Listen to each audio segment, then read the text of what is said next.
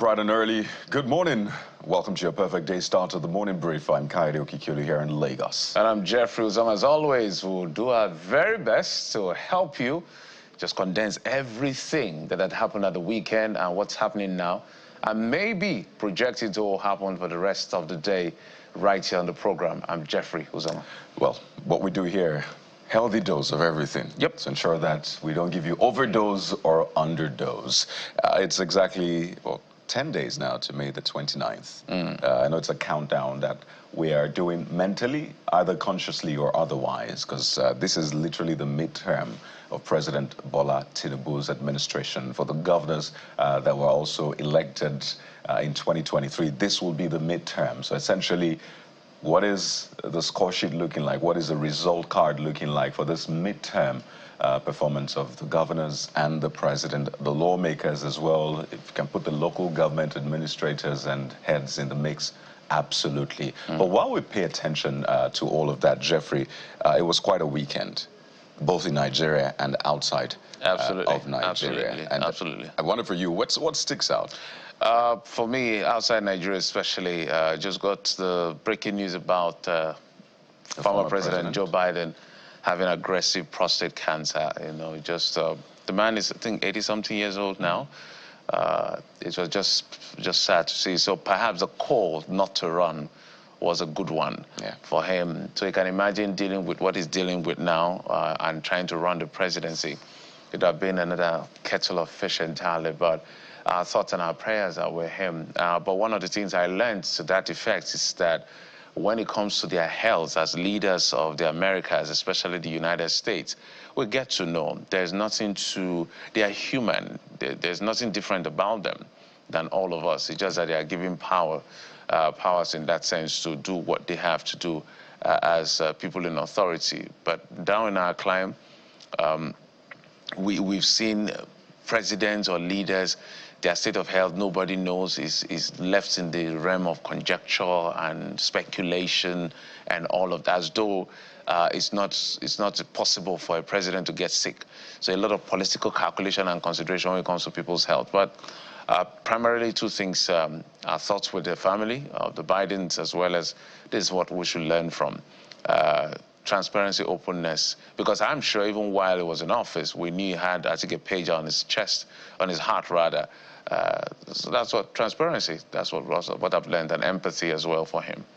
Absolutely, Jeffrey. I think it was in April that President Donald Trump's health was also put out there in the public. These are things that they get to do from time to time, and that's not to even speak to the fact that they're using their local health services naturally. I think that's just a given. That's by the way. So it's one thing to really learn from. Put the politics aside. We're wishing the former U.S. President Joe Biden the very best. What sticks out for me, particularly in Nigeria, is the rescheduled UTME. That's the Unified Tertiary Matriculation Examination by JAMB, following admittance that over 300,000 students who took that examination fell victim of a glitch in the system as a result of technical issues. Now, the issue now, Jeffrey, Nigerians, is the fact that for some of us people who are retaking the examination, they're also saying they are going through similar issues in terms of technical glitches. Now, is this an issue with the centers? Because again, understanding that the examination or the CBT centers are private, they're not provided by JAMB. So is this an issue with the centers? And that ties back to what kind of process did they undertake before certifying these centers as fit to run CBTs?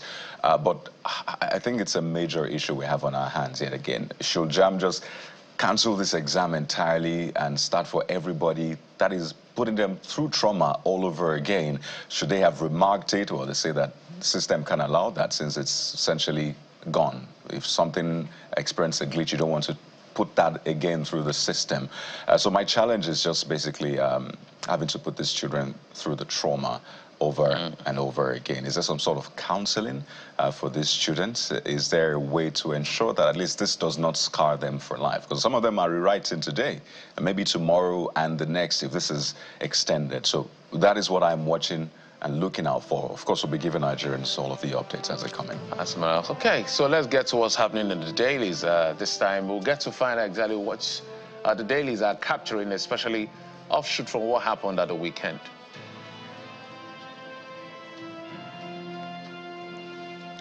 Okay, maybe we'll get to the Abuja Inquirer this time. Let's get to the Abuja Inquirer. That's the first daily we'll look at. ICPC blocks 1.6 billion naira fraud in agency. ICPC blocks 1.6 billion naira fraud in agency. So I think that story, if I read just an excerpt, the ICPC have explained how it blocked 1.6 billion naira from being diverted by some government. You can go on and open the page to find out which government agency is that in that sense. But it's good that they are stepping up. They didn't allow the money to be stolen, because as soon as that money gets out, it's difficult for you to reverse. This is one money that to reverse is always quite hard. So commendation. So you can find that story on page 2 of the Abuja Inquirer if you want to get to know details of what that story is really all about. I can see the picture of the Pope and the President, Pope Leo XIV, and President Bola Tinubu was invited. It's been a while I saw the President in suits, so it was quite good to see him. Makes him look younger in this sense. All right. There you go. It's quite interesting to see. And can we know some of the agencies or the agency in question coming from the ICPC's blockade or blocking of 1.6 billion naira fraud? What agency are we talking about? It would be great to know, right? But let's turn our attention to the front page of the Vanguard newspaper. And I think that this just speaks to one of the challenges that we're still grappling with, sadly. The Vanguard newspaper this morning, Monday, May the 19th, leads with this story. Let's take a look at the Vanguard newspaper. If we can just have that. There you go. Herdsmen, bandits strike in Benue, Kebbi, Imo, Ondo, Kogi, kill 33. State police will stem tide of insecurity at Fenifere. And you see this one coming from northeast Nigeria. The governor of Borno State, Babagana Zulum, begging the federal government not to allow Marte fall. I recall that days ago, over a week ago, Marte came under attack, and we're told that majority of the communities or people in the communities have deserted to neighboring local government, about 20,000 of them. And it is said that it's only one community that is standing, so you understand why he's saying this. In fact, reports have it that he was mobilizing security overnight in Marte. So this is an SOS yet again from the governor of Borno State, but this is going to form a major part of our conversation on the show. Absolutely. It's just sad to see that the gains are eroding quickly and very fast. But let's get to the next daily. The Blueprint newspaper is the next. Where it leads with a statement by elder statesman Alhaji Tanko Yakasai, saying no candidate with capacity to match Tinubu in 2027, says North has nothing against him. It's going to be a landslide victory for Asiwaju APC. That's according to DSP Jibrin Barau. Northwest faring better under Mr. President. That's according to the governor of Kaduna State, Ubasani. So there's a lot of political talk. There's unofficial campaign that has started already. I know that the APC are having a meeting in about 3 days. They call it the National Summit. A lot of stakeholders are coming. NEC is holding for PDP on the 27th. I'm not sure what the Labour Party are doing or the NNPP. But everybody is trying to do their computation and calculation and arithmetic in terms of how to position themselves. And all of the big talks are now high there. Everybody's talking big. And it's all part of the game. So it's okay. So this is their submission that as it stands now, nobody can beat Bola Tinubu in the next election. But we've also said that because of the word I want to use now, because of the inability of the opposition to put their acts together, it's primarily going to be Nigerians against the ruling party, for and against at the end of the day. Kylie. Interesting times ahead. The Guardian newspaper is next. And I want to start with the pictures on the front page of the Guardian newspaper this morning.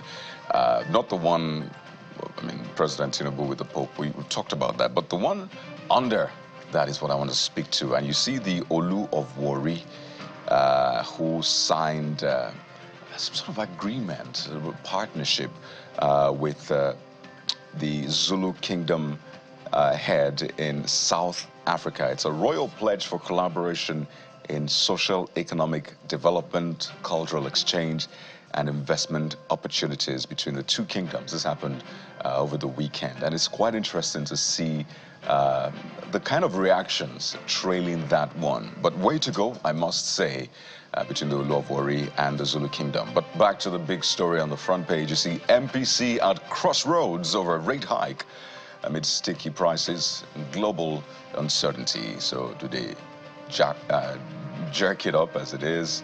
Do they bring it down or maintain status quo? MPC, by the way, is the Monetary Policy Committee of the CBN. They're going to be voting, as usual, to decide what to do with Nigeria's interest rate. I know predictions are coming in. Let them just keep it as it is, maintain status quo. But we'll wait to see. It's a page 6 read of the Guardian newspaper today. At the end of the day, the MPC has a lot of work. Sometimes the responsibility we put on the fiscal authority is actually on the MPC. So using their instruments as far as maybe the CRR or the rate itself is concerned to be able to stabilize the economy. So sometimes what we expect of the fiscal authority is actually to be done by the monetary authority. And the monetary authorities will tell you, well, we can't do this alone. It's a fiscal authority. So there has to be that hybrid. Because when I look at the agenda of the president when he was coming in, their diagnosis of what was wrong with the system then was not too much money in the system, which is part of what spikes inflation. Exactly. But they were saying it's a supply problem. So how much of supply have they sorted out? So it's cost push in that sense. So all of this aggregation is what they will look at. But one of the things I look at to know the direction of the MPC is the core inflation, not even the headline inflation. It gives them a sense of what the drivers are and how to. But the interest rate is high. Let's see how it goes. So when we also look at the asymmetric corridor, we now know, do you want to mop up liquidity or you want liquidity in the system? It's all part of how dynamics plays out. I think largely people that watch the interest rate are businesses. You know, people there. The average Nigerian, and I say this advisedly, the average Nigerian maybe appreciates it, maybe not, but is probably looking at the fiscal authorities more, and I'm talking about the government. Yes, so just so we don't use a big term, it's a government, the federal government in that sense. The CBN is a monetary authority, and they're meant to be independent, but you know, some of these things, how they work sometimes. So the fiscal authorities in terms of the policies, whether it's in agriculture, whether it's even the economy, security, all of those things. Flood the place with supply. Exactly, add up to then impact the decision of the monetary authorities who then look and say, okay, let's it's usually a headache, but that's what it is, really. Can we take one more page? Yeah, the big burden is on the fiscal authority. I agree with you totally. Because if they do their work well and beat the legacy issues, all of this will be tapered. Absolutely. This Nigeria is the next one. Tenants grown as rents in cities continue to soar. Increased by 60% in 2025. My God. That's a good place to pause. Agents, agreement fees add to cost. State tenancy laws gather dust. Landlords cash in on high costs of building materials. I was watching the AGM of, I think, Boa, when he was complaining that in 2024 it actually crashed the price to 35, but dealers were still selling for 7,000. I was surprised to hear that. Even for rice as well. And there's this guy that's always close marking people that are just hiking prices of properties in Lagos. I've forgotten his name. We're trying to bring him on the show. And he talked about the fact that if you see the price of some property on Banana Island, it will feel like is there all reserve under the earth. Because if that is going on right now in 2025, what will happen in the future? We know there is a 1% of the 1%, but sometimes overdone at the end of the day. So every state, especially places like Lagos, should do the best. I know the government is trying to put measures. It's a tricky conversation. Yeah, it's a very tricky one. I mean, Banana Island is understandable. If you're going to Banana Island, all the best. You should know what to expect, absolutely. But when you come to areas on the mainland, for example. Even on that island, it's not everywhere that should be expensive, actually. But even in places it's like what it is. And some of the landlords will tell you, well, at first, it cost a lot to build this house. Also, I have They built the house in 1944. No, well, yeah. But some of them will tell you that I have obligations too, and the value of this. And by the way, they do valuations from time to time, and they try to evaluate how much is this house now. So if your house is worth about 200 million naira or 150 million naira, how much rent would you charge to at least make sense? Again, I'm just playing the devil's advocate here, understanding that there's a balance. Can government legislate rent in that sense?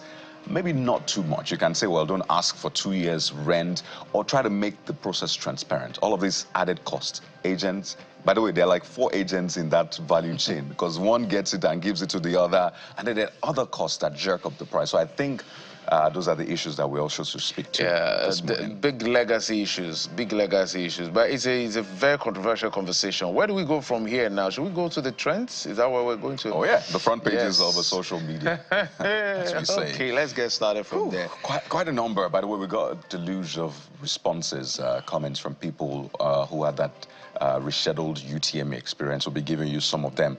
But let's begin with first the meeting of President Bola Tinubu with Pope Leo XIV after the inauguration mass in Rome. So just to show you the handshake they had, the conversation. I doubt if it was in English. Maybe it was. I definitely don't think I'm sure it's in English. The Pope speaks English.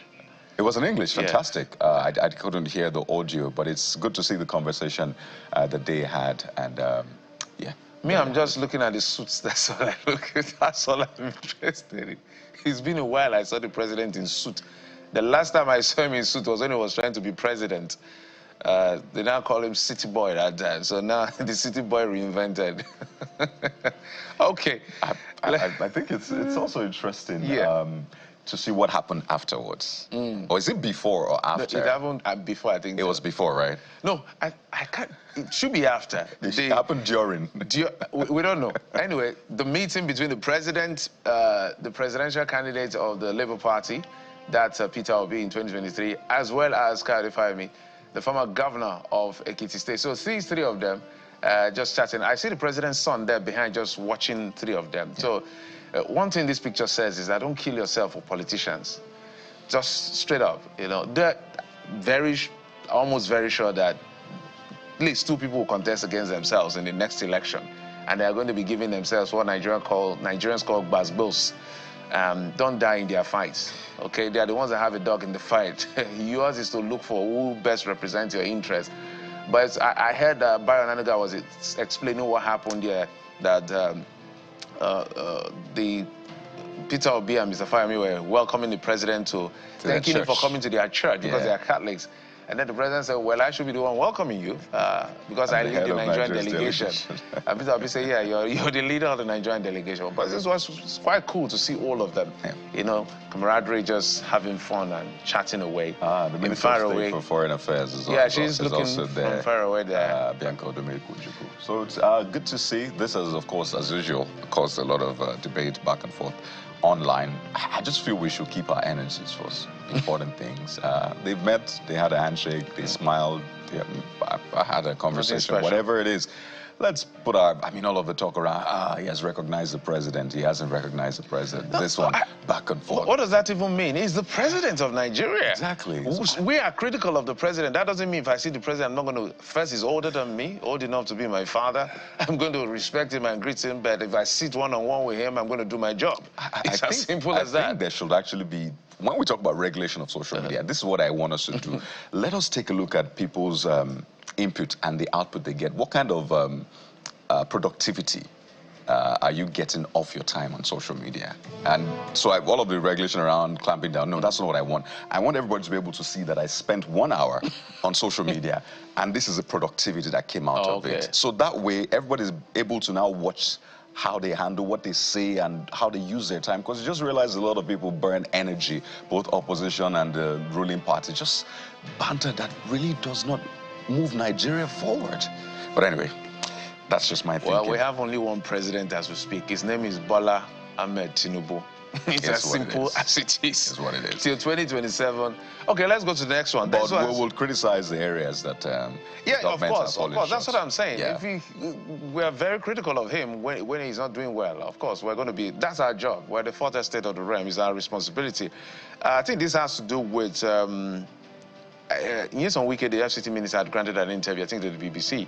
And his remarks say he will stay in the PDP and work for Tinubu for 2027. It's one of the, I don't even know how to interpret it. What do they call that thing in, is it figure of speech now? Professor Killer will help us explain that one later. But anyway, that's the beauty, or the, will I use the word beauty? So let me refrain. That's the funny thing about politics. So Nyesom Wike is a member of the PDP working under the APC.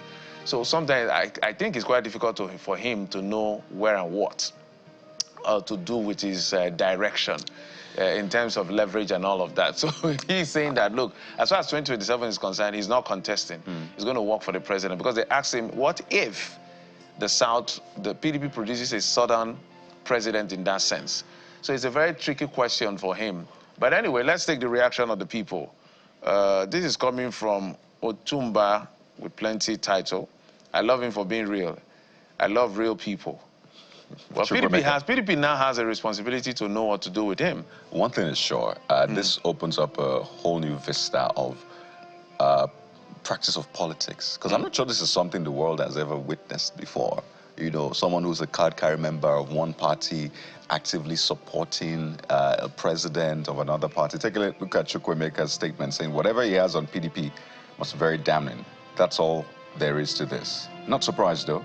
It started from the roots to the top of it. So maybe there's going to be a new textbook talking about the Wike brand of politics, really, because it looks like he's thriving in this one leg in one, the other leg in the other Let's party. call it what it is. What Nyesom Wike and people practice is kind of politics is reckless, is irresponsible when it comes to politics in the way it should be practiced. And that is based on the fact that we do not have ideologies. You understand? It's as simple. There's no beautiful way to analyze it. What I tell you is that that's the ideology. The ideology is whichever works for you. He led 5 governors against his own party, and he had his good reasons for that at the end of the day. And so I appreciate the person who said he liked him for being real. And we must give it to him. He's not mincing words to tell you what he will do. Right. You, as a party now decide what you do with him, and people are practicing his brand of politics. Take a look at it's funny. what Governor Umoyeno also said, because this is someone a lot of people are also watching to see, is he moving to the APC, is he staying? But what he said recently is different from that. Now, he was quite angry with his commissioners, and he told them that you'll lose your job if you abandon me at events yet again. Take a listen to Governor Umoyeno. For the governor to go on an appointment if nobody else follows him. My commissioners, special advisors are members of my first 11. And I do not announce where I will go. It is mandatory for my commissioners to ensure that they take me either back to the office or to the lodge, and if I stop by anywhere, there can be issues that will be raised. So the commissioner in charge of that will attend to me. A situation where we go to a place, I leave the place, commissioners take off to what I don't know. This is a full-time job, 24/7. And so if any commissioner is busy doing their thing, they are not yet ready to be commissioners. I was commissioner myself. I had never left my governor behind. Today is the last day I make this statement, and I'm doing it publicly. Anytime I leave an event, I stop by anywhere, let the commissioner pray that I don't look for that commissioner. If I look for that commissioner, the commissioner is not there, the commissioner will lose his or her job right there and then. This has to stop. We are running a government, and the fact that I'm simple doesn't mean that I'm an appointed governor. I'm an elected governor. Oh, some things are playing out deeper than what... Yeah, I don't know what is going on, but I know he has like 27 commissioners, a couple of special advisors, and there's another name he gave to some people who are commissioners and supervising. So the entire team, then maybe tens of them. I really don't know what played out here. I don't know the premise. Perhaps my understanding of what he's saying is to the effect that if he goes to somewhere and maybe does an unscheduled visit to a place, and let's say environment is the issue, yeah, he doesn't know everything in that ministry. He wants to be able to turn around and say, ask questions for the commissioner for environment. But the flags that he got in this sense is that why would your commissioners be following you everywhere? Especially, you can just, you know, if you have ever been with a convoy of a governor, sometimes you don't know where they're going. I've been there covering a governor before. You don't know where they're going. We just find ourselves somewhere, perhaps for security reasons. So if these commissioners are doing their jobs, say commissioner for works is going to supervise work, how would he now do the work properly, supervising the work, and still be following you to wherever you're going to? So you say, very tricky. So he got both commendation because he's a very humble man and all of that, but he also got flags to say cost of governance. So you know how many cars will be following him, how many events he has to go for. So when will the commissioners have the time to do the work you have given them to do?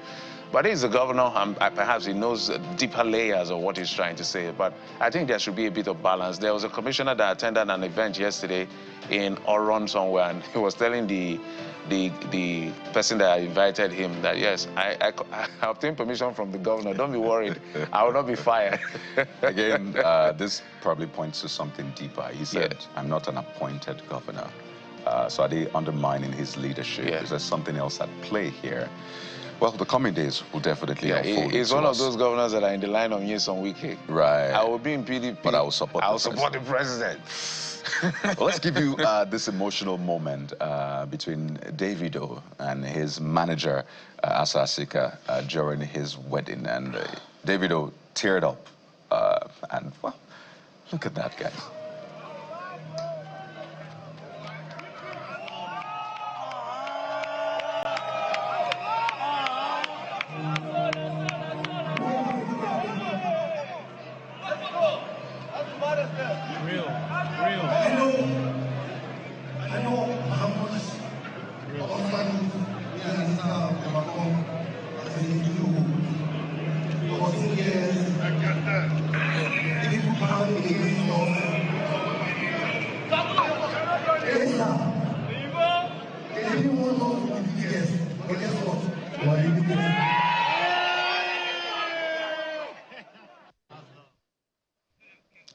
So that was beautiful to see. He teared up. He didn't even mind. And you can understand the emotion. Says, this man has managed me for 14 years. And you can imagine all of the highs and lows they have gone through together. So I think the lesson here is always stick to your people and always be that kind of person they can trust. I think that's the lesson. I like Davido for his humanity, his humility. I keep saying that one of the reasons I respect him, not just because of his music, he has enough reason not to do what he's doing. He's what you may call a trust fund. His father is wealthy enough to take care of him, even if he doesn't work for a day. But he hustles and works like this. This is the whole thing about him, so I respect that. And he talks about the fact that his father, his wife, I think his uncle is a governor, and his manager, it were nobody that believed in him. Anybody believed, those people believed in him, knocking on his door for about 1 hour, ensuring come and record, because a lot of people felt that you're already wealthy. Normally music is a grass to grace story. Why are you coming to inconvenience us with your billions? But people believed in him, and Asha was one of those that believed in him. And so you can see the reason why I had to say, look, thank you for what you've done for me. And, well, good luck. Guys. And there you have it. Look at some of the trending issues. Not to worry, we'll take some of your comments, particularly on the UTME that's been rescheduled. Lots of issues here and there. We'll get to that during the course of the program. But there is this nagging issue of insecurity. And you saw the states listed on the front page this morning. Borno is a hot spot yet again. But there are other states being affected. What exactly is going on? It's almost like we've come full circle to pre-2015. That is where we're starting off from today on the program. Stay with us. We'll be right back.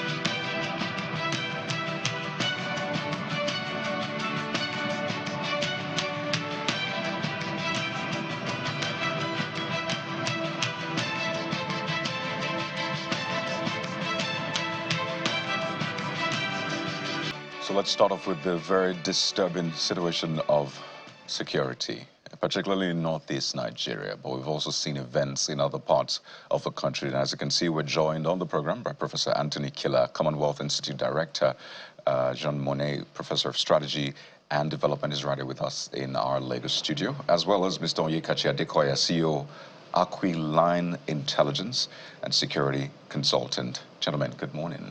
Good morning. Good to be here. Let me just take a quote from what Professor Babagana Zulum said, by the way, over the night, because it said that he had to keep a vigil in Marte local government area just to keep it from falling and to mobilize security. And this is what he said, part of what he said. He said that hitherto, Marte local government comprises over 300 towns and villages. Now we have only one standing. Only one standing. So it's almost like we've come full circle to where we were pre-2015. Maybe I'll start with Professor Killer before I come to you, because I know you might have intelligence. From professor to professor, a professor is here literally crying out to the federal government, do not allow Marte fall. Just one community out of over 300.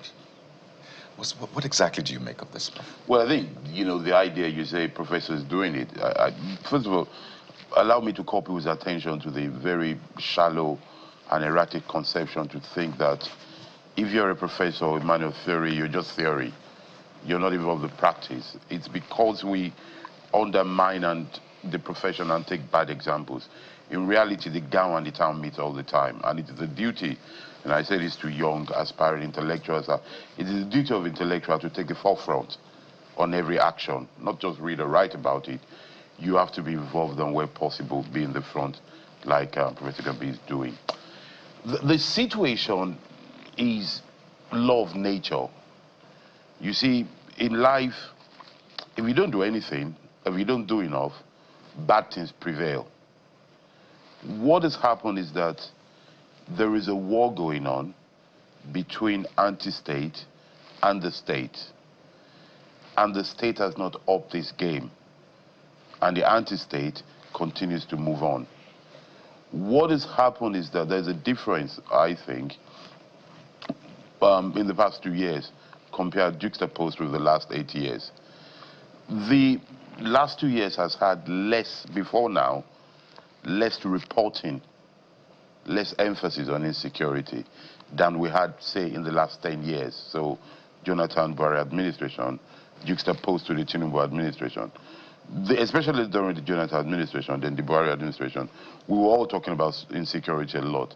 Now we talk about it less. Then all of a sudden, it's exploding in our eyes. It will appear as if terrorists and bandits and narcissists or attention-seeking people, where we don't talk about them, they want to remind us that they are there. But psychology aside, in terms of the material thing, fact is, if we're losing territory, it undermines the essence of the state. When any kind of force, be it terrorists, be it bandits, can claim part of your territory, it's like a bit of like receding hair. It tells you you're not the same anymore when you lose part of it. And I think it's really serious food for thought. There are things that needs to be done, which I'm sure we'll look at later, but the static image or snapshot or selfie of the situation is terrorist 1, government 0. Mr. Ikechi, 20,000 people are said to have left Marte to the neighboring community. You see sometimes what happens in other climes. As far back as 2001, after the 9/11 attack, you see that the U.S. had drones. 2001, that's how many years ago? That's about 24 years ago. They had drones that they were able to deploy to Afghanistan. In fact, that was what basically helped them to push Taliban out of Afghanistan at that point, out of Kabul. They didn't have enough ground support, but they had drones 24 years ago. So we're in 2025, and here we are, terrorists taking control of literally a whole local government area, only one community standing, and it is 2025. What do you make of what is happening in Marte? Goza came under attack, I think 2 weeks prior. We don't know what is next, but it looks like, as they said, terrorist 1, government 0. Okay, thank you. And it's a bit difficult when you look at the language of it all. In the case of Taliban and Afghanistan, need I remind the viewers that the Taliban is back to Afghanistan now, despite America spending about $4 trillion. If you put in all, it spent about $11 trillion prosecuting the war in Afghanistan, in Iraq, and Libya, and some parts of Syria. Only for the HTS group now to be back in Syria. You know, at the time, the current head of state for Syria had a $10 million bounty on his head. Just a few days ago, Donald Trump shook hands with him. That's to say that the non-kinetic element to counterterrorism, we need to begin to look at it a bit more seriously. Because just to be clear, pardon me, to put it in context, they did that to ensure that the Taliban or Al-Qaeda would not attack the U.S. again. They got Osama bin Laden. The point is that they're not able to attack the U.S. or be a threat. That's not correct. Active threats to That's the U.S. not correct. Have we seen the 9/11 happen again on that scale? I mean, you can also go into the arguments of how did the 9/11 happen, who were the actors, you know. We don't want to go into some of those details now. But the U.S. Department of Homeland Security would not say the U.S. is not under threat. If you go to the Homeland Security page today, you will see the language. The U.S. is under the constant threat of a terrorist attack. So it comes back to language, which is the point I'm making. If you say Mate, for example, and some of the communities there in the Northeast, what we're seeing is a shaping. In military language, it's called a shaping or a probing operation. The non-state actors are probing the defenses of the Nigerian military in the area, shaping into something bigger. We suspect that perhaps Ngala may be next, or one of the objects of the attack. Again, they've not held the territory, although some bases were sacked. It also happened when you had a planned troop change. So there was a change in leadership from battalion commander, tactical level, all at the same time. And again, it takes some time for some of these commanders to get a hold of what is happening on the ground. It has also happened at a time when perhaps the military has taken its foot off the gas a bit, because in the last 2 years, there's been relative peace in the Northeast. Relative, I say, because the actors were held up to the Lake Chad Basin axis. Again, we had about 3 divisions at the time, fully resourced. When you talk about division strength size or battalion strength size, I wouldn't think that the theater command has the full complement of personnel, assets, and resources that they should have. The Nigerian Army will not come out to tell you the challenges they are having, because matters of security are shrouded in some level of secrecy. So I sense that, it's an all-of-government problem. The governor on his own part wants to resettle a lot of communities. Good, he's making those efforts. But that also increases the area of responsibility of the forces on the ground, because, again, it makes it a bit more cumbersome when you have a lot more to cover for and you don't have the required tooling, personnel, or resources to do some of those. So there are a number of challenges that basically is a Nigerian problem that goes beyond the army. And I want to make the point this morning that we have an action plan and a policy framework for preventing first and countering violent extremism. I think that document was set up in 2016 or 2017 or so. There's no report to show that that policy framework has been reviewed. So governance of security is a problem. The resourcing of security is a problem. And in our knee-jerk approach, we just whip the military at every problem. Counter-terrorism should be something for the police, not the army. And the army keeps failing at some of this because it takes good policing job to deal with counter-terrorism. Counterinsurgency, perhaps the military. What's the difference? Counter-terrorism, counterinsurgency. So when you're dealing with an insurgent group, that's a group that's taken up arms against the state. When you're dealing with a terrorist group, you're dealing basically with an armed criminal group. You don't bring in the military. But it's also against the state. No, not necessarily, because, if we had enough time, this is a transnational criminal network. The way they operate, when they hold territory, they run a very robust taxation system. There's report now, if you look at Human Angle did a report on the fantastic report I read, by the way. That's Human Go. Human Go, yes. on the fact that they are not even going into cryptocurrency and layer the system of the macroeconomic system they operate. At the heart of that criminal group is macroeconomic interest. Forget the clothing in religion, as they call it. You did hear President Donald Trump in Saudi Arabia, make some comments to the fact that anybody killing anybody in the name of God, should raise a suspicion. It doesn't matter the religion you belong to, because these things are not basically religion. They're a criminal network. They have a transnational outlook to it, and they are pursuing their own interests. So the police is able to go into the communities, gather intelligence, and address these issues. Let me just land with the fundamental problem we have. We removed the Ministry of Police Affairs. We removed the governance of police from the Ministry of Interior. We created a separate ministry for police. But what we need is a robust Department for Homeland Security, which is what the Ministry of Interior should be.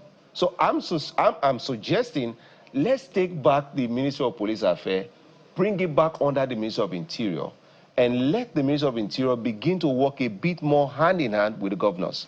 Okay. So at the end of the day, it's beyond the issues around, when you talk about Ministry of Interior, beyond the issue of passports and all of that. Absolutely. There's a brother, Professor Kila, let's come to you. And while he was talking, two things hit my mind. I want you to speak about the failure or otherwise of intelligence in this regard, because sometimes we dismiss it and then we have to deal with the effects, and then we're pulling out all the armory we can and getting all of these casualties at the end of the day, which is why they got the flags from, the DSS got the flags from the recent engagement with Professor Patutomi. So talk to us about what you see as the challenge with intelligence in terms of relating with communities that are affected. I also want you to layer that on the issue of diagnosing the problem correctly, because I think that also is a problem. And I'll throw that question to you as well.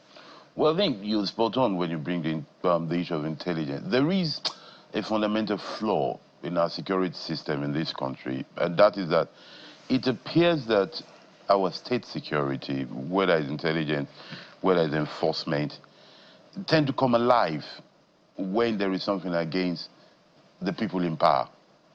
They seem to be more alert if you insult the wife of somebody or somebody in power, rather than the everyday nitty-gritty intelligence services.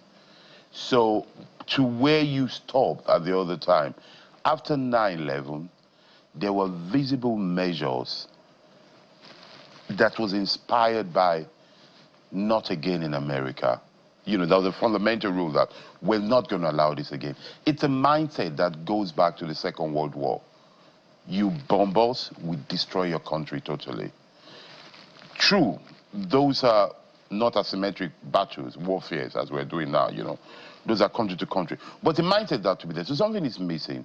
After the first attacks in Nigeria, we've not seen policies, infrastructure, deployment, plans that shows that something new has happened to us. Let us change our way. Again, I go back to what you were saying earlier on. Drones were introduced 25 years ago. We've not seen in our intelligence service, we've not seen a surge in CCTV. We've not seen a surge in intelligence gathering. And it tells you that we do not have that strategic view. Maybe we have it inside us. Maybe some experts have it, but they're not being implemented. I truly agree that the way to prevent attacks is intelligence gathering, and is also socio-economical things that people like to talk about, win hearts and minds, create jobs, engage them. Very well. But I also think we need to spy on them, to use very clear words, so that we're a step ahead of them, and I think we're not doing that enough.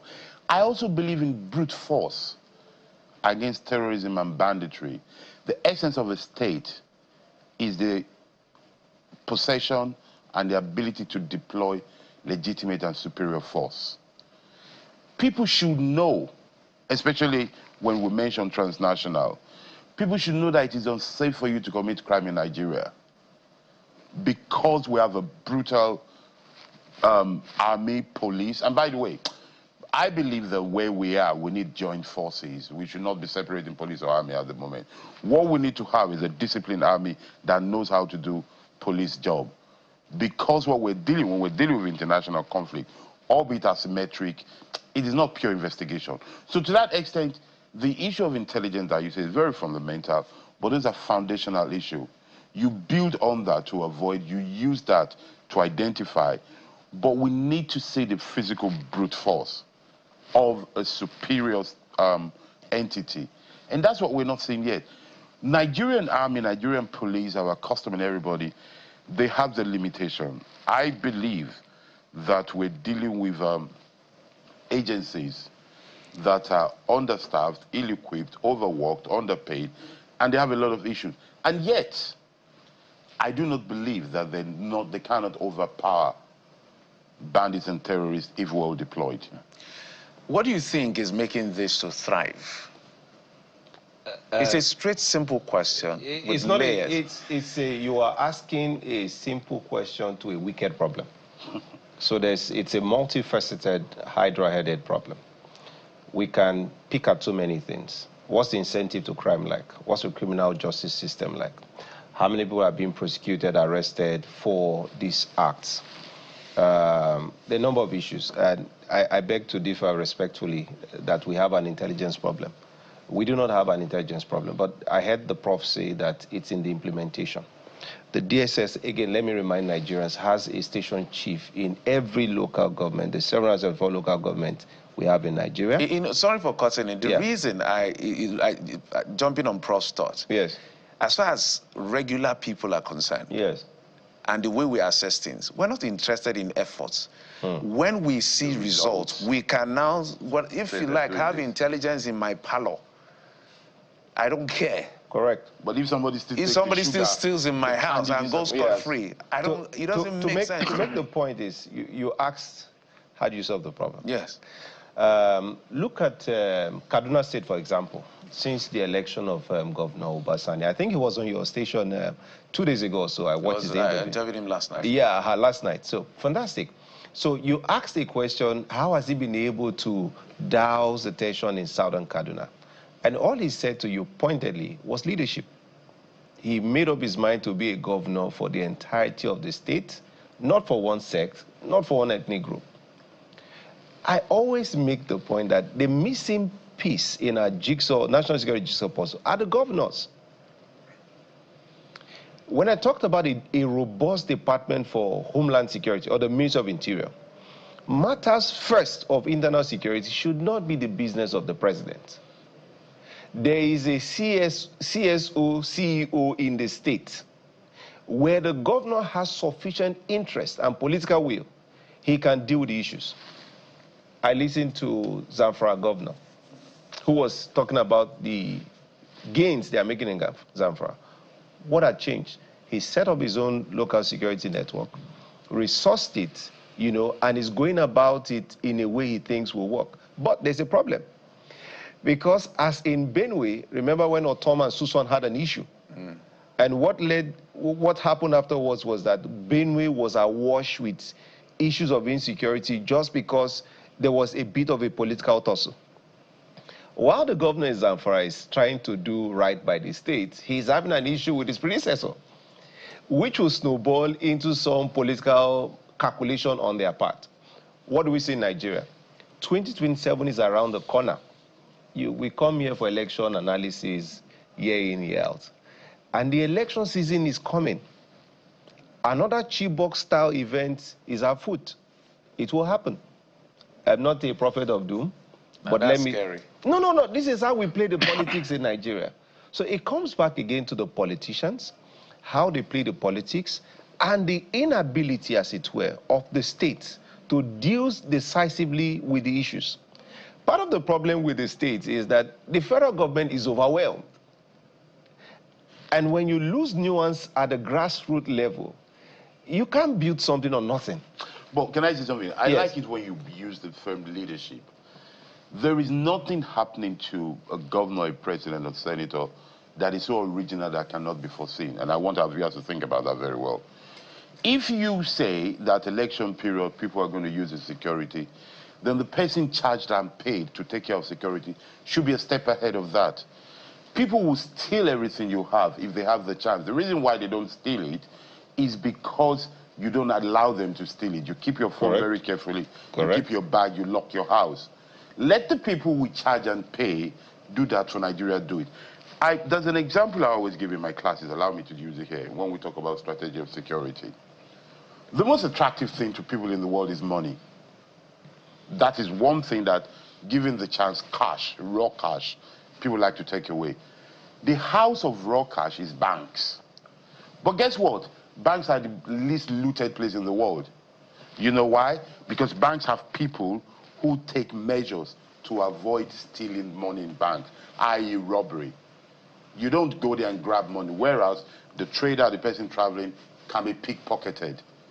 So the fact that there are people who want to kill us because of election, who want to kill us because of their religion, who wants to kill us because they don't like us, who cares their intention?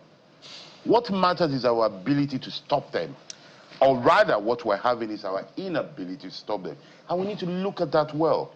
Prof, you make a very valid point. So maybe it's then also partly the value we place on human lives. Because we know that the money in the bank is really valuable. Correct. Yeah. We push all of the security, both technology, human, everything, different layers. Yeah. But when it comes to humans, that's when you hear excuses like, these are ungoverned spaces. Nigeria is so big. Remember, there was a carnage on the plaza in Benue. Yeah. Emergency was not declared, but a pipeline went off in Rivers. Let me make a point. Let me make a point to add to what Prof said. When you use the analogy of the bank, we do a lot of audits and security support for the banks. Yeah. And the banks spend a lot of money on security. Well, the budget... Because they care about money. Yes. Maybe we need people who care about life. No, the point is, the budget for some FMCGs operating in Nigeria, oil and gas interests, their security budget. Yes. I mean, if you imagine them, it's more than the security budget of some states. We don't pay enough attention to security. That's the point I want to make. When you talk about the people responsible, who are the people responsible? Let's dimension that. We start from you. NSCDC. Then we go No, that's fine. Let's come. NSCDC, the police, the army, the Air Force. It will interest Nigerians to know that some of the state commands don't get more than 100,000 a month to operate a statewide command to protect you and I when we sleep every night. When was the last time we heard that we invested significantly in the Nigerian police force, change their weapons? Security per capita now? Oh yeah, there's something called securitics. There is, yes. There's a mathematics of security. There's actually an equation for that. Oh, really? In which we look at the population of the country, the space, and we're able to calculate how much do we need to spend.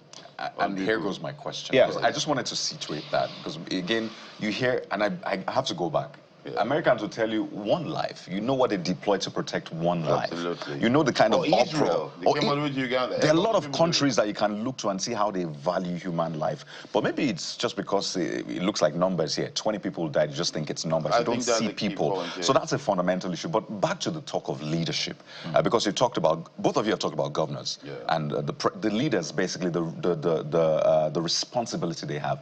Is this an issue that Governor Babagana Zulum can handle to a large extent?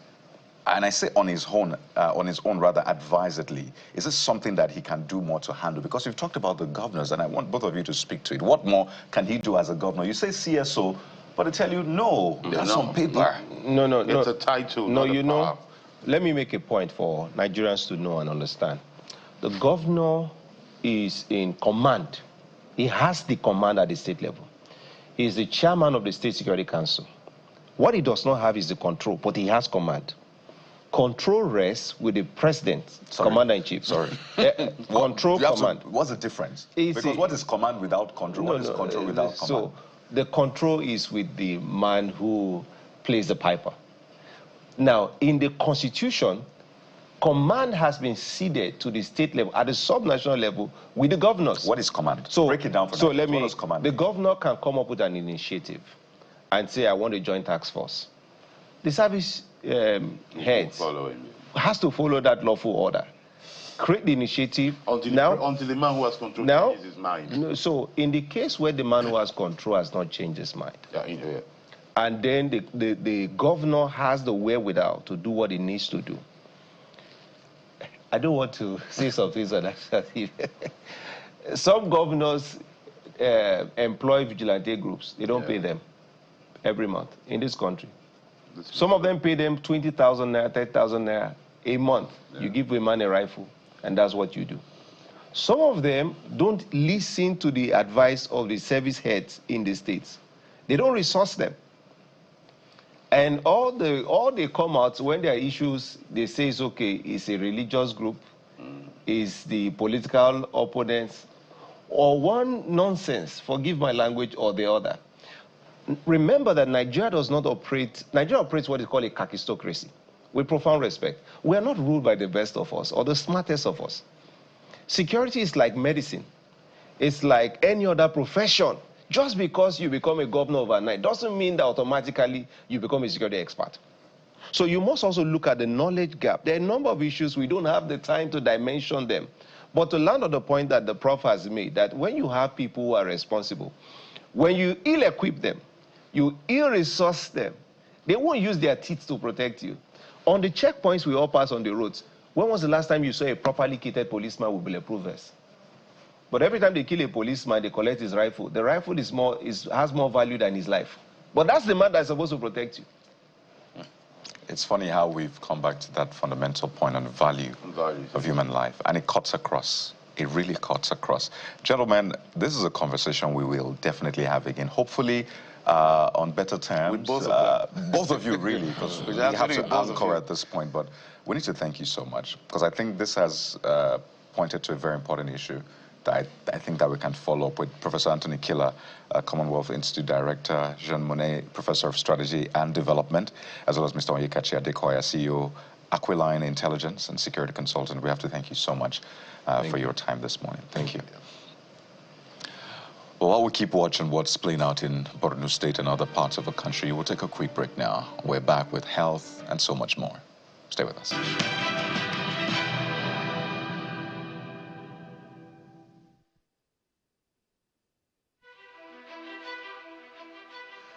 Welcome back. Away from the issues around security, which is a never-ending issue until we get it right in our country, let's talk about technology. Aki Bitoye, he joins us right here. Aki, I hope I didn't scatter your name, by the way. No, you did not. Good morning. Good morning. Welcome. He's our tech advisor, and we'll bring him to help us break down as many things as we have to do when it comes to our devices, our phones, our gadgets. So today we're doing don't plug, don't risk the dangers of public USB charging.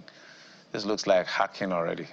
Walk us through what you have for us. So I don't want to use that word, but I think the previous conversation just flows into this. Yep. Security is a big deal globally. And what I want you to note is, especially for business people, those globetrotters, people who travel around a lot, like you guys, using USB cables to charge your devices, your phones, your tablets, can be risky unless it's your own cable.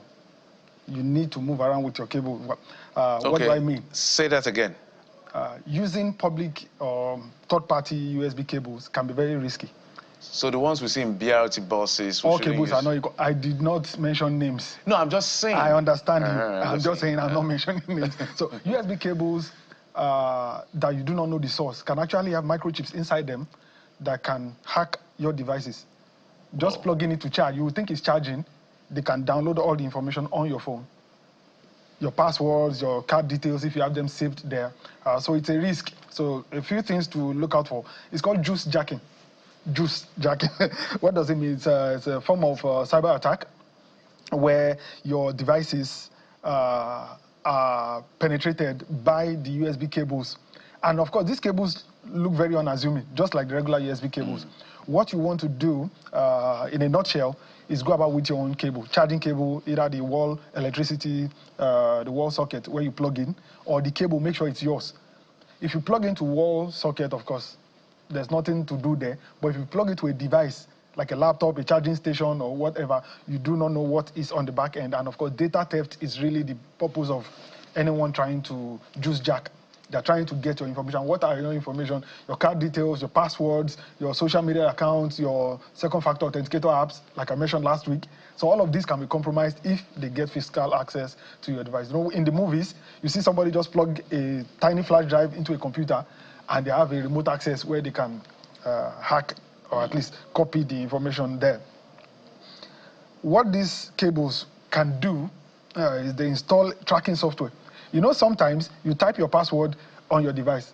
As you're typing the password, there are certain malware software that are called keyloggers. Every key you type is being recorded and, of course, ultimately sent to the hacker. So the real threat, really, is the exposure risk. Business travelers actually face 79% of this risk exposure, because while you're en route, you're in a meeting, you're on a call, and your phone battery goes out, you have to quickly look for a public place to charge. So this is where power bank comes in handy. Thank you. You need to just have some backups. If you have a power bank, you know you can do well. In fact, the FBI and the Federal Communications Commissions have issued alerts on this. Don't just plug anyway. The same way we said do not just use Wi-Fi without using an extra layer of security is this USB cable. So use a wall charger whenever possible, AC outlets, you're safe, a USB power bank, and lastly, there's something called a USB condom. Not in that sense of the word. You'll see it on the slide. It's a USB device that blocks all data transfers. Okay, so when you plug in your device, there's a device that blocks data transfer that it can only charge. Only power can pass through. And that's what this device is. I wish you can show us that USB. It's on one of your slides. I was trying to show them what a USB condom is. Looks like. Yeah, so it looks like I hope our producer can get us that up so that people can get to see what Sepeteo means. Please go ahead. Yes, so you can get it online. If you Google any of these online stores, you'll find it. It's just a USB gadget device. It looks like a flash drive that blocks all data transfers to your cable. So USB condom is something you would want to have handy. You just have a couple of them in your bag, have a couple of them in your wallet that are small enough to put. So before you plug in your device to charge on any unknown station, plug in a USB condom. It protects your device from juice jacking. And it blocks data. It's a safe charging and very easy to use. It does not even require anything to do. So conclusion, you need to stay charged and stay safe. Value your data. The most important thing on your device that a malicious actor would want is your information, your data. Once they get your login details, your credentials, they can have access and wreak havoc on your digital life, so to speak. So at the end of the day, everybody needs a USB condom. Everybody does, especially and a power bank. Power bank is a second nature. So that you don't have any reason to use a public cable. All right, so thank you so much, Hakim, for always coming through to break it down for us right here on the program. Thank you. And we'll bring you back yet again to do this for us, so that as many people that watch the program will get to know how to protect themselves. At least all of us have either this or a phone or one desktop or laptop or the other. The best we want to do for ourselves is to protect it, so that you don't just have your account wiped out. In this economy, that's not going to be funny. No, it won't. Thank you, Hakim, for coming on the program. Thank you for having me. Okay, we'll take a quick break. When we come back, we'll get to the next leg of the conversation, and we'll talk about health. Join us again in just a moment. We'll be right back.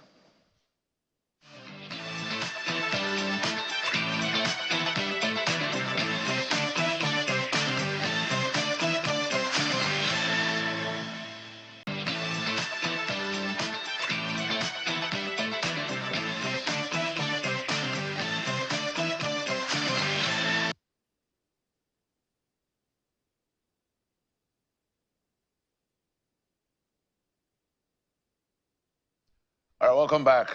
We've got a couple of segments on the program, but before we get there, remember it's a community show, so let's get across to some of the things you sent us as email. We say our feedback channels, CTV Morning Brief on X, email, as it scrolls on your screen, as well as our WhatsApp number. So there are a couple of messages that are related to the issue of JAMB, which is still lingering till today. And this is coming in from Waziri Ndambata, Mustafa Shehu. He says, I also weep because 75-year-old JAMB registrar known for his integrity chose honesty over convenience. He couldn't lie even when it would have been easier. Perhaps he was even sabotaged. In a system where blame is often shifted, his sincerity stands out. This moment is not just about technical failure, but the weight of truth carried by a man of honor. Okay, do you have the next one? Yeah.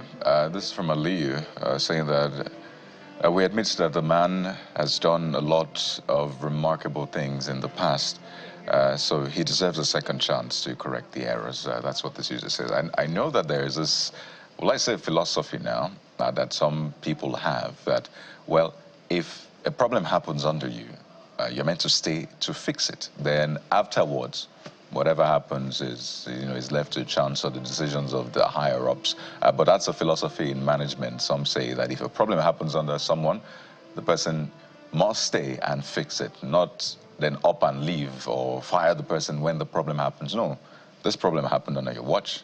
You fix it, then we'll talk about your fate later on. All right, this is coming from Akonde Olayinka. Says, JAMB should be aware that some CBT centers in Ibadan, CBT experienced glitches as well. All right. So a lot more people have been reporting their experience. Let's say, okay, we'll get more for you on the UTME. Again, they're coming in fast across the country. But, the conversation we had with the Minister of Education also got a lot of people talking, particularly with the suspension or the end of that bilateral education agreement. Because we have Nigerian students who are in other countries on scholarships. It's some sort of agreement between Nigeria and those countries where Nigeria pays, let's say, for tuition, and then those countries pay for accommodation or whatever. There's always that agreement. It differs from country to country. So some of the beneficiaries have been, kicking against the suspension, even though the minister had said they had sorted out all of the arrears. But they said, no, we've not gotten. So Benga, Following Shaw, is raising this issue yet again, asking that their stipends be paid, saying that we worked for it. But this is particularly about N-Power, pardon me. This is for N-Power this time around, saying that the stipends be paid. All right, there are other issues as well. The issue of mandatory voting and what got people talking and some people upset, literally. Yes, the rationale behind ensuring that everybody performs their civic responsibility is a great one, but trying to put a jail term for not voting is what people don't take comfortable. In fact, people are saying rather than that, why don't you work on yourself as elected officials to make sure that people get the dividend of democracy on one hand. On the other hand, when votes count, you don't need a legislation. So it's not a legislation that will change anything. It is if people are aware, and there are climes all over the world, including Africa, where votes count. So it's not rocket science. Vote counts in places in Africa. And those places, you don't need to have any legislation to force people to go and vote. But some lawmakers, I think the House of Reps, had actually, this bill had passed second reading that to make voting mandatory and even a jail term for not voting. So these are your responses. This citizens' compulsory voting bill will not make sense if they don't address the issue of these mad defections. Okay, that's running back to the lawmakers. I can't imagine voting for you on a platform, particular platform, and you carry my mandate to another. If you are desirous to switch party, please drop my mandate for me. Until this is done, no compulsory voting. Sunday Uchechukwu. That's a good point, Kadi. Yeah, sometimes some of these laws I don't even know. They're not well thought through at all. They're stacked against the people and just keep allowing some powerful people perpetrate themselves. But, speaking of, the people and what the powerful is doing, or at least the government in this sense, let's show you this video of illegal substances found in female head ties. This is something that came through. We just wanted to show you some of the trends now when it comes to narco. The NDLEA releasing these statements time and again. So those are caps. You see head ties. I think this is called damask, Jeffrey. I think this is damask. Why are you asking me? I don't know. And some of the assured materials.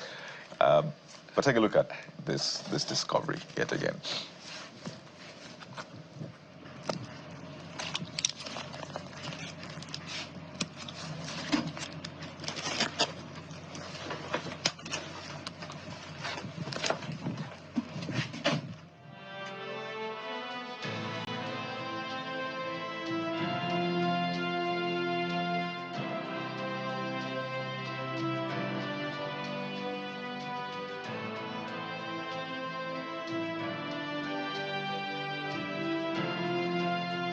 Released this video. Sometimes it almost looks like this is theater, this is showbiz, this was some sort of planned thing, but that's what you have. The NDLA uncovering drugs, that's what it said, in head ties and these materials.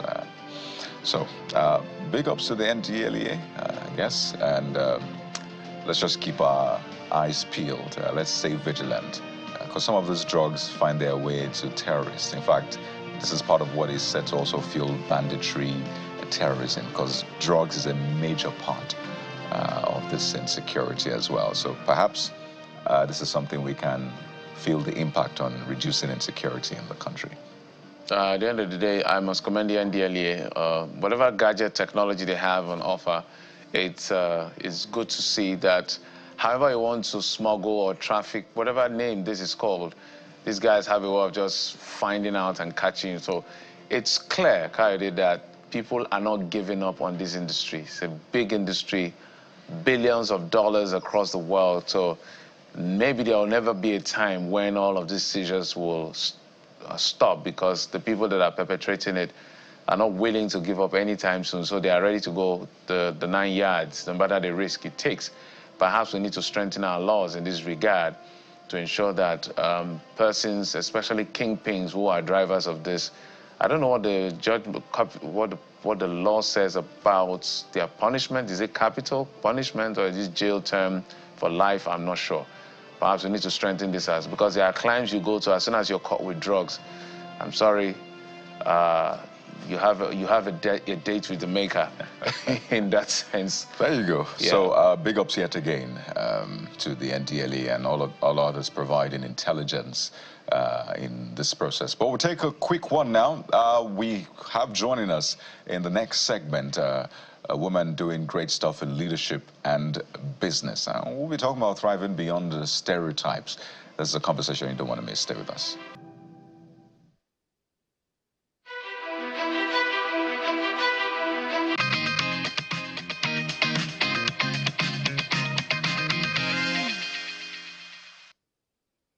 Well, a new wave of female leaders is rising. It's great to see when it comes to the C-suite, the private sector, something we're also looking forward to seeing in governance. So while we wait on the governance bit, let's talk about the women doing great stuff in the private sector. We have joining us Ife Okafor, an IT professional, parenting educator, and a wholeness coach. She joins us virtually this morning. You're welcome to the program. Hi, good morning. How's everyone?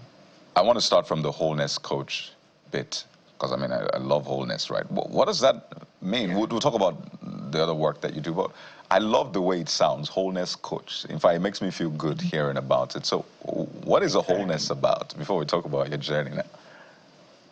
Yes, so wholeness is the ability to take a look at your life holistically. You know, the world is such a productive place. We tend to identify people by what they can do, and that usually would be careers or their results. But when you're looking at someone holistically, you're looking at their relationships, their ability to perform in any dimension, whether it's emotionally, physically, mentally. It's also looking at things like their future plans and, you know, trying to make sure that all aspects of your life are moving in tandem. Obviously, you won't be able to do this all the time in every aspect of your life, but the idea is to be able to, from time to time, take a step back, assess, and make sure you're, you know, touching base. Someone calls it airing out the different rooms of your life, so that as you win in the boardroom, you're winning in the home, you're winning spiritually, you're winning in your finances, and so on and so forth. And so that's what we mean by wholeness. Ah, I love that. So it's like a 360 thing. You're not just thriving in one area, you're thriving 360. And it takes me to the next question, because what you do is also, you coach parents, particularly in this digital age. Because parenting now is different from parenting 40, 30 years ago. Now it's like extreme sports. You know, things are happening so fast, you have to try to catch up, right? And then, as a woman as well, you have your career, right? You have your own wholeness in that sense. Then you have your family, you have your marriage, and all of that. So first, Let's talk about the parenting bit, because I'm also interested. You have parents who are still grappling with how to speak to some of their children who are traumatized as a result of the UTME examination, who are trying to find a balance with technology, whether to stay online or offline, give them a phone or not, give them a tablet, allow them use the internet. It's a whole lot of issues that parents have to grapple with. There's also the puberty bit, helping them understand, you know, your sexuality and all of that. So maybe we'll start from first your impression of how tough parenting is now compared to then, and some of the skills that parents need today. You coined it rightly. Parenting in the 21st century is more akin to an extreme sport. And the difference, the reason is this. There's a study that I participated in, I read some time ago, where they were measuring like the differences between generations when it came to parenting. And right now, the difference between our generation and the generation of our parents is equal to what would have been 5 times the difference. And the reason is technology has brought a lot of things in our faces. We're trying to run to catch up. And so we don't even have the privilege to leverage most of what we were raised with because the context is very different. The values are the same, the pillars are the same, but the context, the environment in which you apply these things are completely different. So as a parent today, for example, I would say that there are some skills that you must have that are non-negotiable. First one, communication. Communication is a tool that you cannot compromise with the children of this era. And the reason is simple. They have a lot of places to get information, be it the right information or the wrong information. So you want to be the person that they come to be their source until they're able to get to that age where they can make, full logical decisions on their own. And that requires communication. That requires the humility to listen and listen with the ears that you don't know everything, but you're willing to see it from their perspective so that you can guide them with your wealth of experience. Another thing that is important as a parent in this era is intentionality. Unlike in our era where society raised us all up, I mean, I lived in a street that had 18 houses. And if you did anything, rightfully or wrongfully in that time, you knew that there was a parent, not necessarily even your parent, who was ready to guide you or advise you or scold you with love if needs be. But we don't really have that now. So now we need to be able to, be intentional about what we want. How do we view our children? How do we, want to make sure that they are able to grow to the fullest potential? And how are we ensuring that that is happening? And then for me, because I'm Christian, if you do not have God on your side, then it's really going to be tough. That's all I can say. Be it Christian, be it Muslim, you just need to have that higher being who is keeping you grounded. So those are my top tools. There's a lot to glean from you. In fact, as a matter of fact, there are certain things I would like you to speak. So as far as the issue of parenting and all of that is concerned. But just to fix a bit of some issues, technical issues, let's just take a quick break. We'll be right back. All right.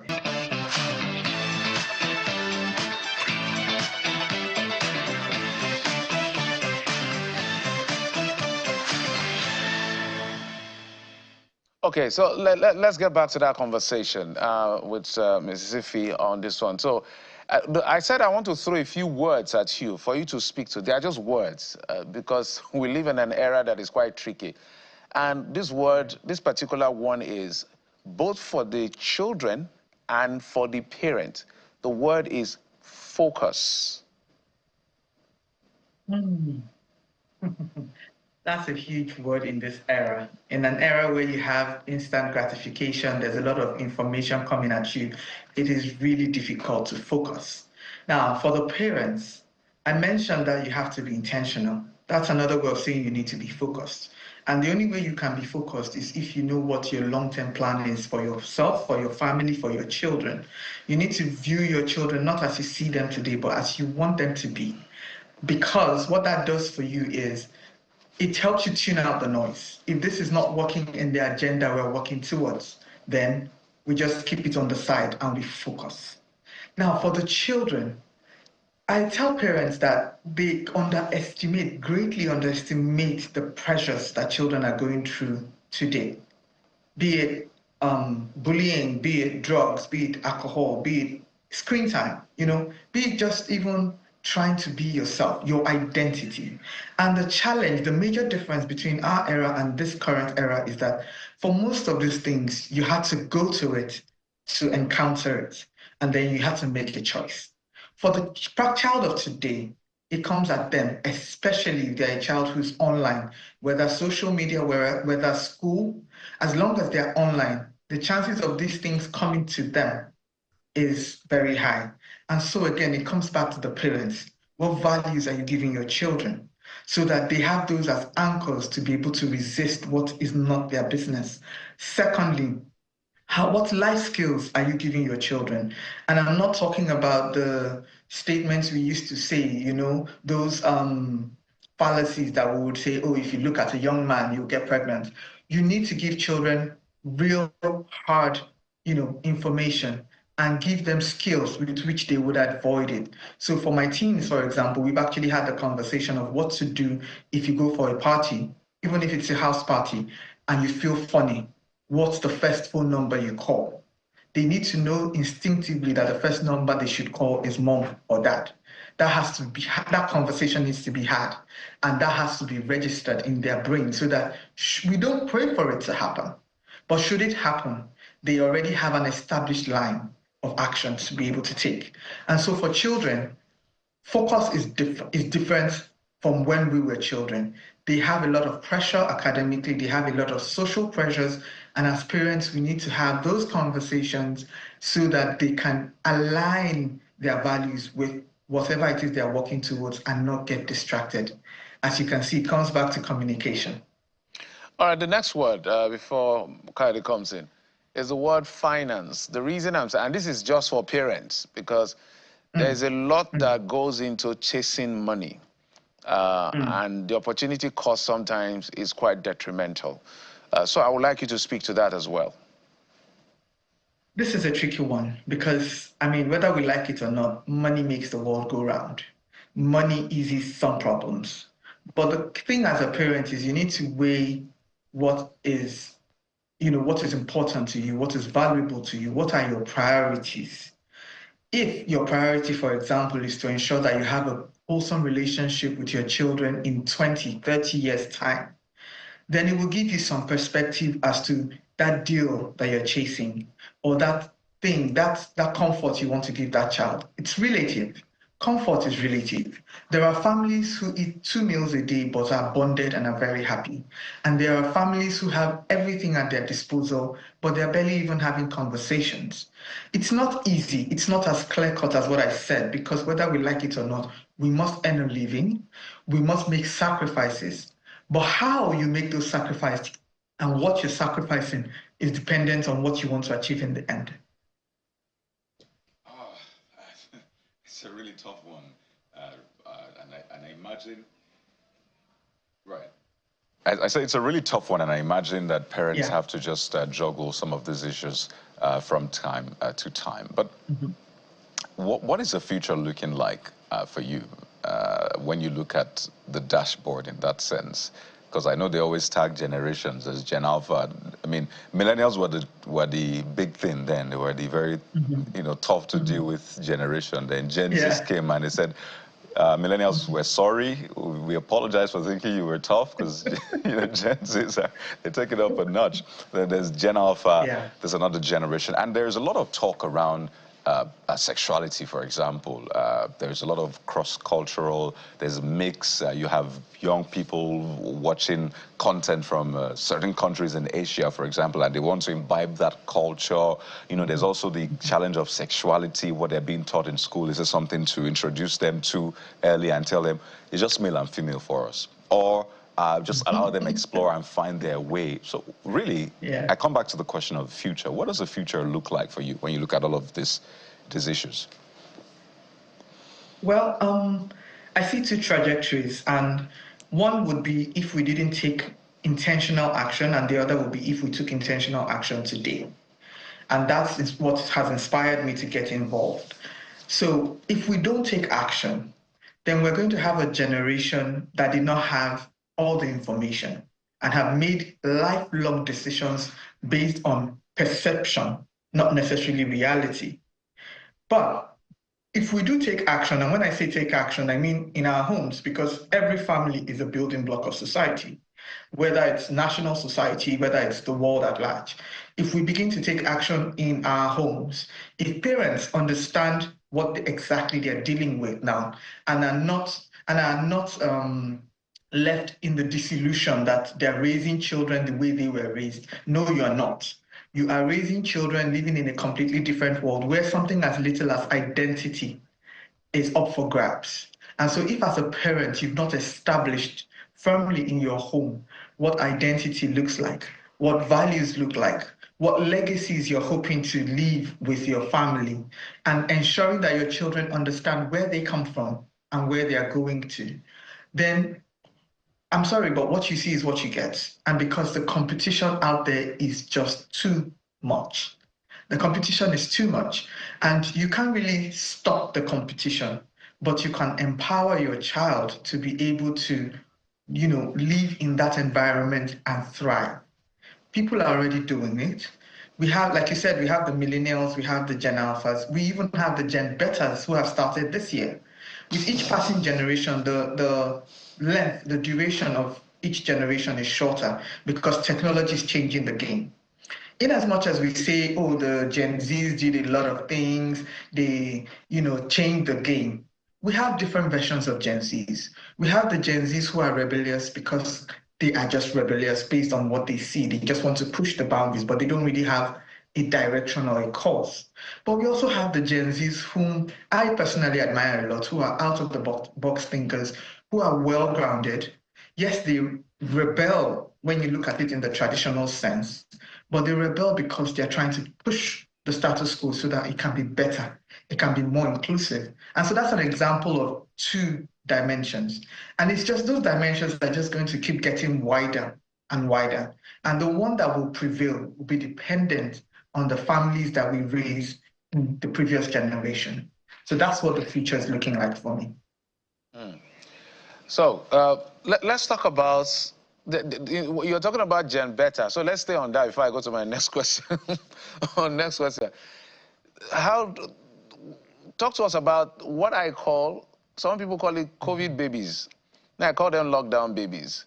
They're about 5 years old now, because we have to look at all the generations and know what is applicable to them. They were born in a time where the world has not seen that period. In fact, a lot of people that are alive today have never seen 2020 and may never see it again, hopefully. And so talk to us about that particular generation and people, how to handle them in the future. Since we're in the Gen Zs and Gen Beta conversation, let's just exhaust it, and then I'll go to the next question. All right.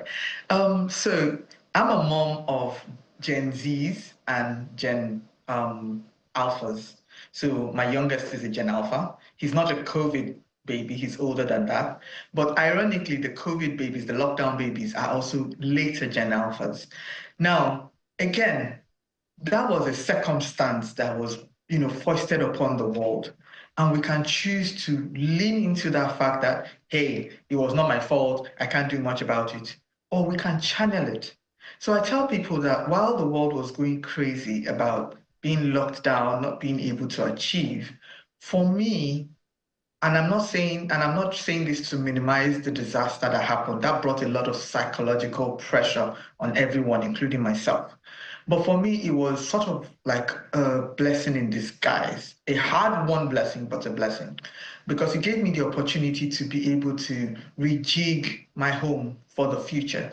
It gave my husband and I the opportunity to intentionally spend time with our children. We schedule time with our children, holidays and weekdays and weekends and all that.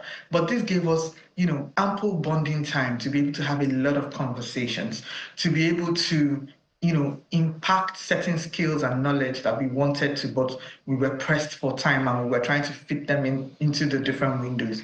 And so for those younger children, I would say that if you're looking, it depends on the lens with which you look at them. They may be looked at, these children that are, doing, strange things. I don't know. This child just passed me. I can't cope with this child. Whatever. Well, I will cope. I didn't kill my parents, so this child will not kill me. Or you can look at it from the perspective that, wow, this is an amazing child. This child has so many skills I can learn from. This child is far ahead of their time. What can I do? What skills can I get that would help me be a better parent, a guide, a mentor to such a child? Right. I tell parents that when you're praying, oh, God, make my children leaders in their time, make my children, great, fantastic. I ask them, are you also praying for God to make you the parent who's capable of such, of raising such a leader? Because it's not easy. Absolutely. They will question the status quo. Are you ready to give the answers? That's such a vital point. We have about 30 seconds to close, and I just want to ask, are we spanking Gen Alphas, Gen Betas? Is that something on the table, or is it gone in a loving manner now? What's his conversation moving to around that? Why are you putting me on this table? I'm a Nigerian mom, so this is a very sensitive one. The truth is, it's no longer productive to spank, and that is not to say throw it away. There are certain circumstances, but it's usually very narrow, very well-defined circumstance. The policy I hold is you do not discipline if you've not had a conversation about that situation first, because you're sending mixed messaging. Did you give the child all the facts? If you didn't give the child all the facts, then why are they bearing the consequences? And consequences come in different forms. There are children whom you will spank and it will scar them. There are children whom you will spank and it will deter them. There are children whom you will spank and they'll say, look, any attention is attention, so hey, let's keep it coming. Right? Yes. Oh, I've experienced all of that. This is a conversation that we must have again on a wider scale, and I must thank you so much. You've not disciplined if you've not had a conversation. Let the child have all of the facts. Amazing, amazing. You see, this ended up being a very good table I put you on, right?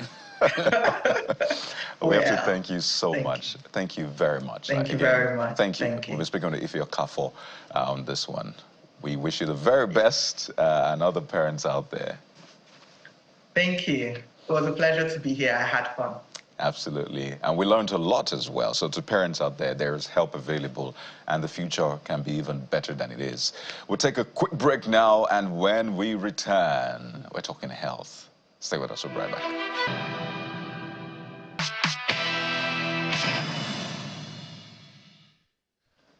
Welcome back. Let's bring in our guest, Osezu Boludioku, educational psychologist and behavioral analyst, and the founder of F4S Aba Center, joining us virtually. Thank you so much, Ose. Can I call you Ose? Yeah, good morning. I can't hear you. You're muted. Okay, I'm not muted. Can you hear me now? Can you hear me? Ose, can you hear me? Okay, so let's begin with what is considered compassionate parenting. And the reason we're raising this conversation or setting If you can hear me, I can't hear you. You're muted. Okay, let's see how we can. Let's see. We'll quickly sort this out. Also, so let me ask again. Can you hear me? Yes, I can hear you now. All right, I'm not muted now, Abby. Okay, just an aside. So let's talk about compassionate parenting. And the reason we're bringing this to the fore is because of the issues around neurodiversity, which will help us break down. And you first of all explain what that means for the purpose of general reference and why this is important, because the cases are perhaps increasing these days, and the burden and complexities are not easy to deal with because a lot of people don't prepare for these things. So tell us about why this is very important for a lot of awareness to happen, especially in Nigeria. Good morning. It's good to be here. So let's start by explaining what neurodiversity is, right? So neurodiversity says that is a movement that says that we are all different, that we have different types of brains, that our brains do not perceive the world in the same way, right? And then under neurodiversity, we have the neurodivergents and we have the neurotypicals. So the neurotypicals are the typical humans like we see in Lagos, and I hope we're typical actually. And then we have the neurodivergence. The neurodivergence is an umbrella term that covers individuals that have different conditions like autism, like ADHD, bipolar, OCD, and the likes, that perceive the world differently. And why is this important? Like you said, the prevalence rate is becoming more and more, like the numbers are increasing. And one would think that, okay, is it that we've not really had these conditions? Take, for example, autism. Is it that we've not had autism before? Like, why is it that the numbers are increasing? First and foremost, awareness. And then for an environment like our environment, where we look at our cultural our culture differently. For example, like we assume that the way a child is or the way a father is, that's how the child would turn out to be. So if a dad did not speak till he was 10, the parents just assume that, oh, don't worry, your own child will not speak that way. So beliefs such as that. But really and truly, the movement is so important because we have more of these individuals living amongst us, living with us, with so many gifts and talents, and we're not even tapping onto those gifts and talents. And we are not even accommodating them in our environment to even help them navigate these environments. So, I mean, that pretty much covers what we're talking about when it comes to neurodivergence and neurodiversity. You said something in passing, and I want to just stay on it for a moment. When you said that, like, the people in Lagos are neurotypical, and you said, are we neurotypical? But you moved on. And I think it's a very vital point, because we always assume that everybody is maybe at the same level on the spectrum. And that's why we administer the same tests. And I'm not even trying to cast aspersions on any tests or examination. So that's why every student has to write JAMB. Because they assume that, well, you should be able to, once you're in secondary school and you want to go to university, that's the only way in, right? There's no other route. So if you don't cross that hurdle, you're not in, or you have to write SSC a certain way. Forgetting again that everybody's different across the spectrum. So what are the things you see now today that you think need to change if we need to be more accommodating of the spectrum? Because you think everybody is on the same level, but no, we're not. Okay, so when we talk about spectrum, like the neurodiversity, right, is like, okay, yes, we can call it a spectrum of different kinds of brains. However, that is a different spectrum from when we talk about specific spectrums like ASD, autism spectrum, right? ASD disorder, why I like to call it ASD, ASC, autism spectrum conditions, right?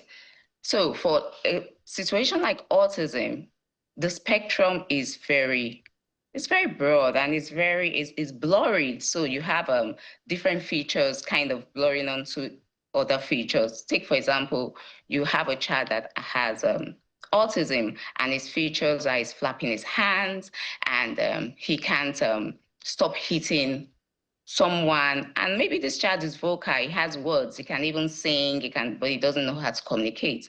And then you have another child that is very calm, that would just want to cuddle and wants some sort of pressure around them. So we are all really and truly different.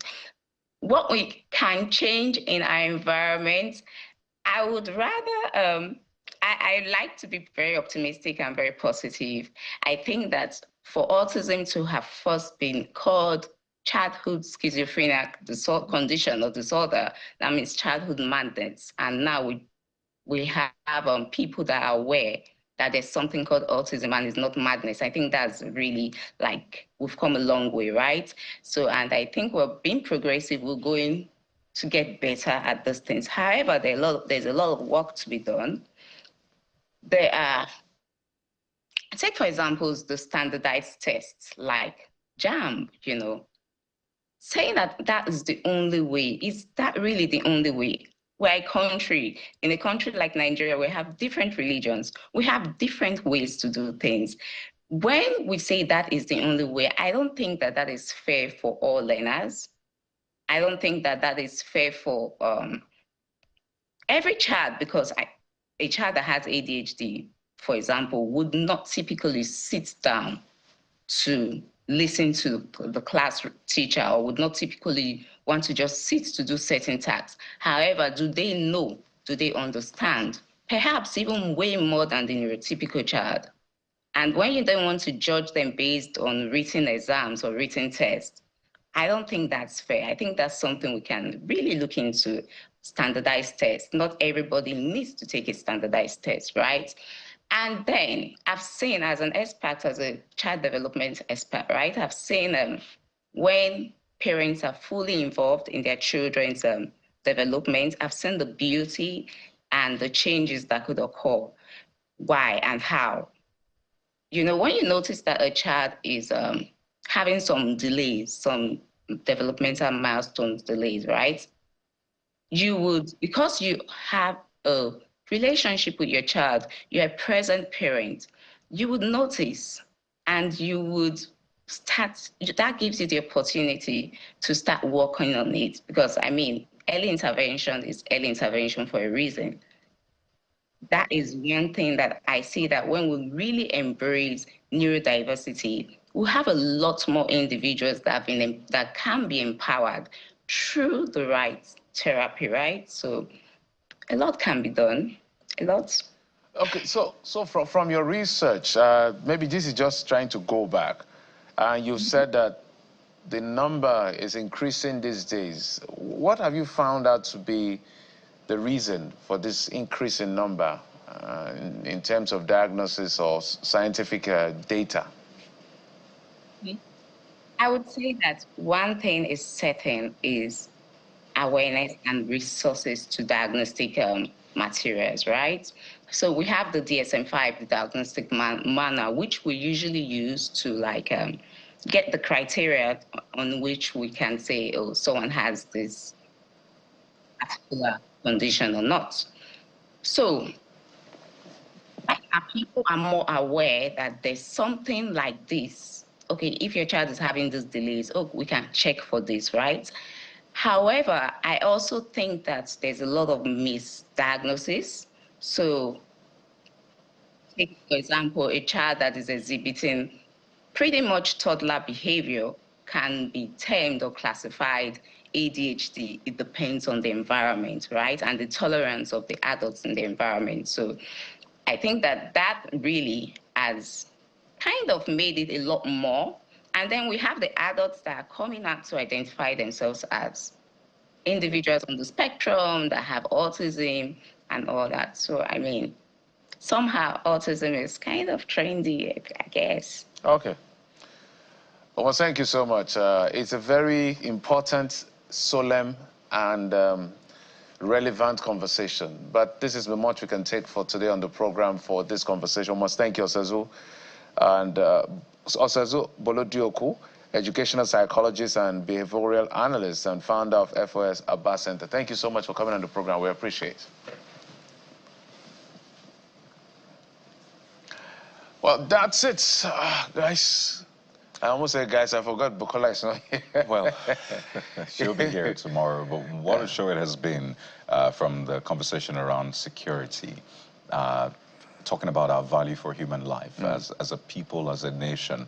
We definitely need to do better, and I'm excited at the potential, at least if we're able to take these issues and fix them. There's a potential to have a much brighter tomorrow and a future. So that, for me, will I say, is a take home from the show today? Yeah, we've said this over and over and over again. Africa has low value for human life, for whatever it is. I don't know what happened to us. I don't think we're like that originally.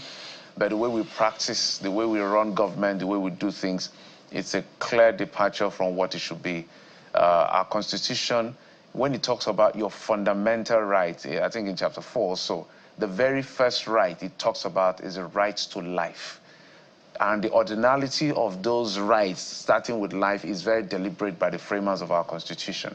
And so that's why we must always go back and say, where did we get it wrong as government, as community, as everybody, to value ourselves and value human life. That way, I think the change begins from there. Thank you so much for your time and company. As always, I'm Jeffrey Uzama. Bye-bye. Sunrise Daily is next, so stay with us right here on Channels Television and make sure that you respect people around you. Let's start from there. I'm Coyote Kikiolu. Goodbye.